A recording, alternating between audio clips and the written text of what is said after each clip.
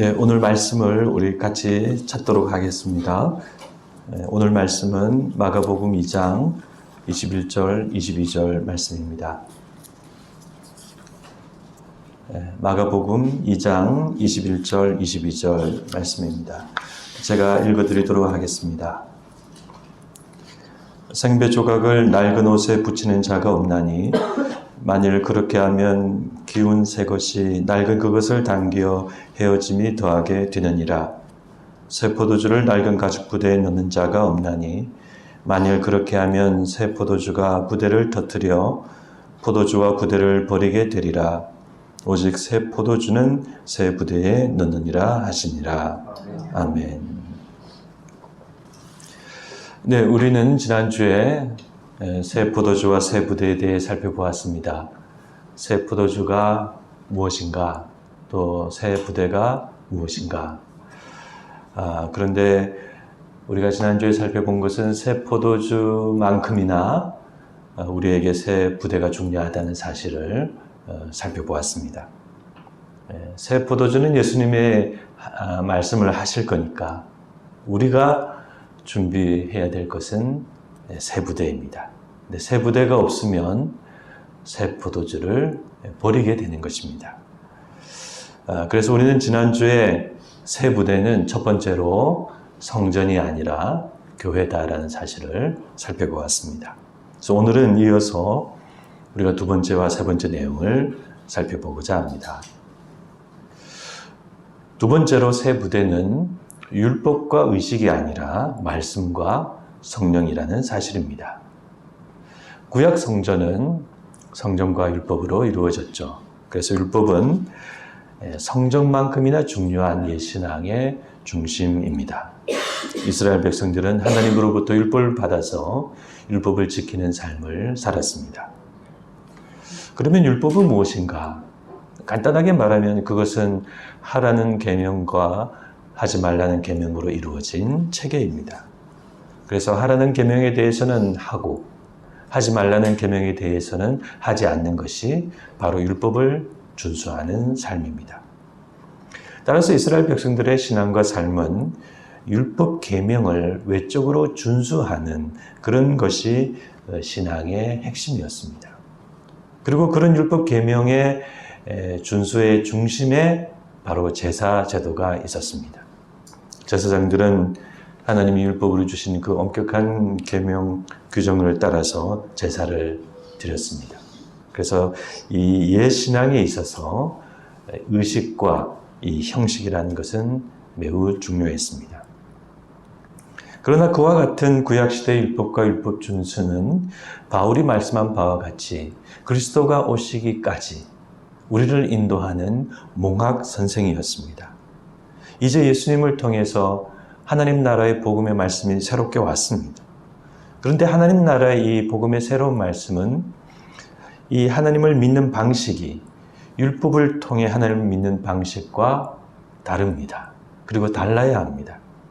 그것은 단순히 외적인 순종이 중요한 것이 아니라 하나님의 뜻을 이해하는 가운데 성숙하게 그것을 따르는 순종이 중요한 것입니다. 겉으로 잘 지키고 겉으로 의식을 행하고 이러는 것이 아니라 하나님의 말씀과 뜻을 잘 성숙하게 이해하고 따라가는 것이 중요한 것입니다. 그래서 예수님은 그런 새로운 신앙 방식을 하나님의 뜻에 대한 하나님의 말씀을 따르는 그런 새로운 방식을 제자들에게 많이 보여주셨습니다. 요한복음 8장에는 우리가 잘 아는 가늠한 여인 사건이 나옵니다. 그 여자는 간음 중에 잡혔고 그리고 율법으로는 그 자리에서 죽어야 했습니다. 그러나 예수님은 그 사건을 그렇게 율법적으로 처리하지 않으셨습니다. 예수님은 그 여자의 마음과 형편과 사정을 보셨습니다. 그리고 이렇게 말씀하셨습니다. 나도 너를 정죄하지 아니하노니 가서 다시는 죄를 범치 말라. 그러므로 하나님 나라의 복음을 통해 하나님을 믿고 섬기는 방식은 율법적인 방식과는 다른 것입니다. 우리는 율법적으로, 문자적으로 하나님을 섬기는 것이 아니라 하나님의 말씀과 뜻을 이해해서 성숙하게 하나님을 이제부터는 섬겨야 합니다. 그래서 지금 우리에게 이제 중요한 것은 하나님의 말씀과 뜻을 잘 이해하는 일입니다. 이후에 그런 예수님의 새로운 신앙 방식을 사도들이 잘 계승하는데 특별히 사도들 중에서 사도 바울이 잘 계승하였습니다. 바울은 예수님의 말씀을 율법적으로, 문자적으로 따르지 않았습니다. 한 예로 예수님은 복음을 전하는 자는 복음으로 말미암아 살리라라고 말씀하셨죠. 복음을 전하는 사람은 그 복음을 통해서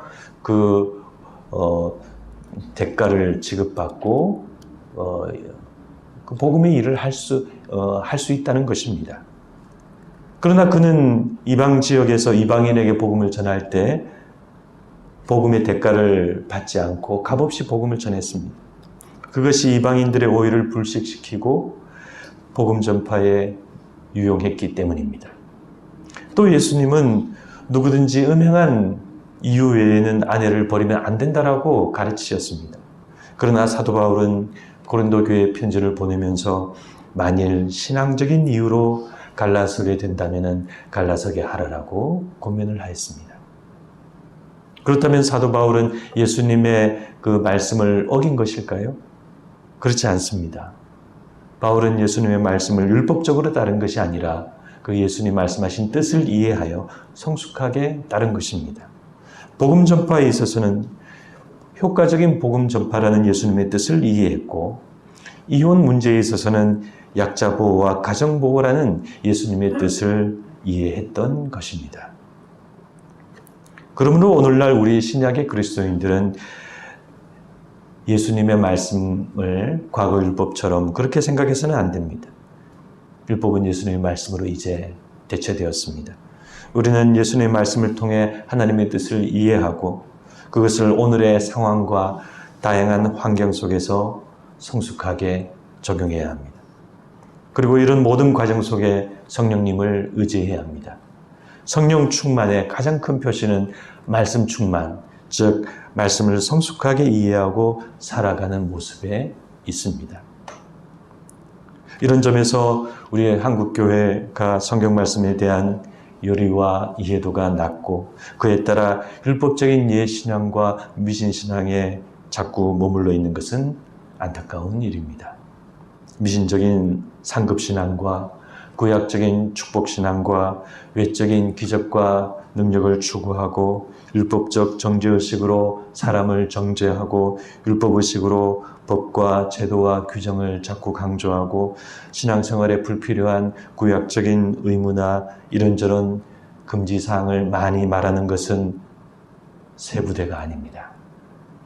그래서 교회 헌금체계나 직분이나 구조도 가급적 단순하게 하고 분위기도 밝게 하여서 교회가 무거운 조직이 아닌 사람과 사람이 만나는 그런 따뜻한 유기체가 되도록 만들어 가야 합니다. 그러므로 우리는 이렇게 새 포도주에 걸맞는 새 부대를 만들어가는 교회와 신자들이 되도록 노력해야 하겠습니다. 그래야 예수님의 그 복음의 말씀이 우리 안에 잘 담겨질 수 있는 것입니다. 세 번째로 새 부대는 신앙의 주체가 모세나 제사장이 아닌 바로 우리 자신이라는 사실입니다. 성전과 율법과 의식이 중심이었던 구약신앙은 신앙의 중심이나 주체가 지도자들에게 많이 있었습니다. 그들이 가르치면 백성들은 따르고 순종하는 것이 중요했죠. 그것은 이를테면 종의 종교이고 순종의 종교라고 할 수 있습니다. 그러나 신약의 새로운 신앙은 신앙의 중심과 주체가 지도자에게 있는 것이 아니라 바로 우리 개인에게 있습니다. 그것이 그렇다 하는 것은 성령님의 임재와 활동을 볼 때에도 매우 분명합니다. 구약시대의 성령님은 지도자나 특정한 인물에 한정되었습니다. 그래서 구약엔 위대한 인물과 영웅이 성령의 감화와 감동을 받는 일이 많았습니다. 그때는 그럴 수밖에 없는 시대였고 하나님도 그렇게 역사하셨습니다. 그러나 신약 시대가 되면은 성령님은 모든 믿는 자에게 임하시게 됩니다. 성령님은 하나님의 뜻과 말씀을 우리 신자 모두에게 밝혀주시고 우리는 하나님의 뜻을 이해하는 주체가 됩니다. 이로써 우리 모두는 하나님과 우리 사이에 중간 매개체 없이 하나님과 바로 연결됩니다. 그래서 그것을 회복하자는 것이 바로 종교개혁 운동이었습니다. 그러므로 이제 우리 신앙은 종의 신앙이 아닌 아들의 신앙으로 발전하고 단순한 순종의 신앙이 아닌 성숙한 주체적 순종의 신앙으로 발전하게 된 것입니다. 그런 면에서 우리는 바울 서신에 나오는 바울의 기도를 유심히 살펴볼 필요가 있습니다. 거기에 보면 바울이 성도들을 향해 그들의 눈이 밝아지고 분별력이 갖추어지고 하나님의 지혜와 계시의 영으로 가득하기를 기도하고 있습니다. 그런 점에서 바울은 단순히 교회를 세우고 목회한 그런 목회자가 아니라 사람들을 하나님의 뜻 안에서 세워나간 그런 귀한 목회자라고 할 수 있습니다. 그런 목회자였기 때문에 바울은 성도들이 자라고 성장하는 것을 항상 강조하고 중요하게 생각하였습니다. 그러면 여러분, 바울은 그런 목회를 어디에서 배웠을까요? 네, 바로 예수님입니다. 예수님이 제자들을 그렇게 양육하셨습니다. 제자들은 처음에 많이 어설프고 미숙하고 어리석었지만 예수님은 그들을 점점 온전히 세워나가셨습니다. 그리고 십자가를 앞두신 그 마지막 특별한 밤에 예수님은 제자들에게 이렇게 말씀하셨습니다. 이것은 지금까지 예수님이 말씀하지 않으셨던 전혀 새로운 말씀이었습니다. 그것은 바로 너희는 이제부터 나의 친구다라는 말씀이었습니다. 이것은 예수님이 내 친구가 되어주신다는 의미가 아니라 너희가 이제 내 친구가 되었다는 놀라운 말씀이었습니다. 아니, 어떻게 우리들이, 제자들이 예수님과 어깨를 나란히 하는, 어깨에 손을 올릴 수 있는 친구가 될 수 있다는 말입니까? 그런데 예수님은 그렇게 말씀하셨고 이어서 하나님께 그렇게 기도를 하셨습니다. 요한복음 17장에 나와 있는 그 기도의 한 대목은 바로 이제부터 이들을 아버지가 내 안에, 내가 아버지 안에 있는 것 같이 우리 안에 하나로 있게 하옵소서라는 기도였습니다. 우리는 삼위 하나님의 동등한 교제 안으로 초대받은 것입니다. 그러므로 우리의 새로운 신앙의 형식은 바로 주체적인 신자 한 사람 한 사람에 있습니다. 우리는 이제 더 이상 종이나 백성의 한 사람이 아닙니다. 우리는 그분의 아들이고 친구입니다. 따라서 우리 신앙이 아들로서의 주체적인 신앙의 틀과 정신을 가지는 것이 중요합니다.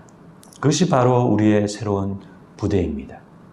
그러므로 여러분, 누가 신령하다고 어디 가서 자꾸 기도를 받고 상담을 받고 그렇게 하지 마시기를 바랍니다.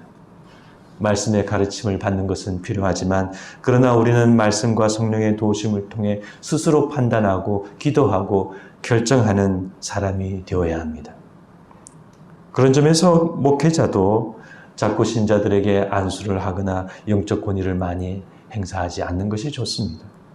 목회자는 말씀을 위해 존중을 받는 것이 필요하고 또 영적 권위라는 것도 성경에 있지만 그러나 목회자와 신자의 역할만 다를 뿐 본질적으로 한 형제자매이기 때문입니다. 그러므로 여러분, 주체적인 성숙한 신앙이 되시기를 바랍니다. 그것이 예수님의 새 포도주가 부어질 수 있는 우리의 새로운 부대가 되는 것입니다. 아무쪼록 이와 같은 새 부대를 통해서 예수님의 그 귀하신 포도주를 온전히 받는 여러분과 제가 되기를 간절히 소망합니다. 네, 기도하시겠습니다. 하나님, 저희들은 새 포도주에만 집중하여서 예수님의 말씀이 새 포도주가 포도주이다라는 것만 강조하고 그렇게 많이 알고 있습니다. 그러나 오히려 그 말씀의 강조점은 새 부대에 있는 것이 아닌가 생각합니다. 우리의 새로운 신앙 방식이 있어야 예수님의 그 새로운 말씀이 될 수 있는데 우리는 너무 구약신앙과 옛신앙의 방식으로 여전히 하나님을 믿고 있습니다. 그래서 예수님의 새로운 혁명적인 말씀, 개혁적인 말씀이 우리 신앙이 되지 못하고 우리는 어중간한 신앙생활을 많이 하고 있습니다. 하나님, 저희들의 신약의 신앙이 되게 하시고 신약의 교회가 되게 하시고, 하나님, 우리는 말씀과 성령으로 세워지고 우리 자신이 우리 신앙의 성숙한 주체들이 다 되게 하여 주시옵소서. 종이 되지 말게 하시고 이제부터는 아들이 되게 하시고 하나님의 자녀가 되게 하셔서 우리 신앙을 성령님의 인도하심 하나님 앞으로 올바르게 가지고 나아가는 그런 저희들이 될 수 있도록 인도하여 주시옵소서. 믿으라 해서 믿는 것이 아니라, 하라 해서 하는 것이 아니라, 하나님의 뜻을 성숙하게 깨닫고 결단하고 믿기로 작정하고 하나님 찬송하며 믿음으로 살아가는 저희들이 되게 하여 주시고, 그런 성숙한 자발적인 신앙 속에 우리들이 함께 모여 구원의 길을 걸어가는 아름다운 공동체를 이루어갈 수 있도록 인도하여 주시옵소서. 성령님, 저희들을 인도하여 주셔서 우리가 바르게 나아갈 수 있도록 이끌어 주시옵시고 우리의 그런 큰 믿음의 용기와 힘과 능력을 더하여 주시옵소서. 그래서 예수님의 그 귀하신 새 포도주를 온전히 받아들이는 저희들의 믿음이 될 수 있도록 인도하여 주시옵소서. 감사드리오며 예수님의 이름으로 기도드리옵나이다. 아멘.